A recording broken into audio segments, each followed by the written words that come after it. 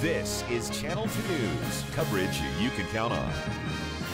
We would get that process started much earlier for them because we're still looking at a deficit situation. The Washoe County School District is already discussing their annual budget process for fiscal year 2019. A closer look at the deficit that the district continues to face as School Watch stops Channel 2 News at 5:30. And that budgeting process is happening months earlier than usual at the district, and that's all at the request of Board of Trustees. I'm Landon Miller. And I'm Kristen Revington. Thanks for keeping it here tonight. The district has faced a budget deficit since, 2008? Yeah. And they hope to have a more thorough process to help them finally tackle this issue. Ryan Canada is live here in the studio with a closer look at the deficit the school district still faces. Ryan, what's it looking like?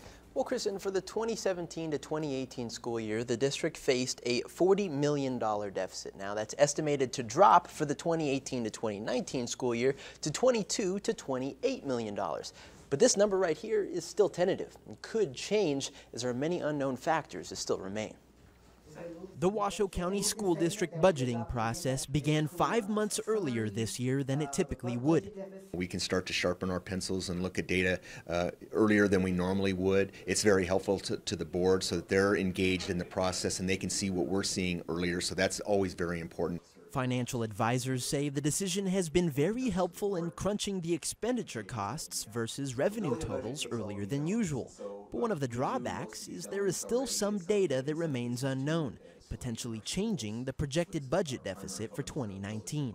Still looking at what fuel costs are going to look like for the year, what utility costs are going to look like for the year, and then you have to look at the downside. If we have something catastrophic happen, then we've got to be prepared for that as well. And being prepared for the annual budget costs is only half the battle. The school district must also determine how they'll continue to allocate resources if they want to cut the deficit. Because in order to cut the deficit by $20 million from 2018 to 2019, many difficult decisions had to be made.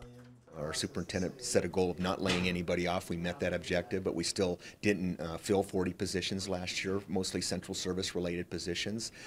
We did have to increase class sizes, and we did obtain savings. Whether it be the utility costs coming in under budget or fuel costs dropping for buses, every little thing will be considered as a way to save. Ultimately, the board has set a goal of having a structurally balanced budget in the next 3 years, knowing that we may not be able to get it all in 1 year. So, but yeah, we'll definitely look at savings as a way to help balance the budget for 19. And today's meeting was just a discussion, so no decisions were made on the budget. But data will continue to be accumulated until November, and the next fiscal year 2019 budget meeting will be held in January. Covering School Watch live in the studio, Ryan Canada, Channel 2 News.